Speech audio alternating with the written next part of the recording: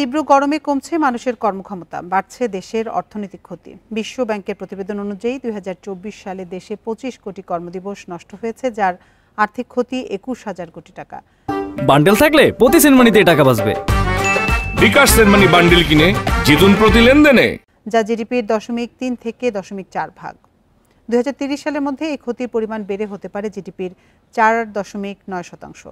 ৩৭ degree সেলসিয়াসে তাপমাত্রা ছাড়ালেই শ্রমজীবী মানুষের উৎপাদনশীলতা হঠাৎ কমে যায়। বিশ্বব্যাংকের বাংলাদেশের স্বাস্থ্য ও অর্থনীতিতে তাপের প্রভাব নিয়ে গবেষণা প্রতিবেদনে উঠে এসেছে তথ্য।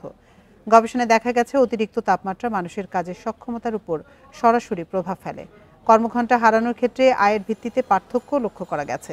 সবচেয়ে কম আয়ের মানুষদের গরমের সময় গড়ে 1.7 দিন এবং শীতে 1.5 দিন কাজ নষ্ট হয়েছে, যেখানে ধনী শ্রেণীর মানুষেরা হারিয়েছেন যথাক্রমে 1.1 ও 0.8 দিন।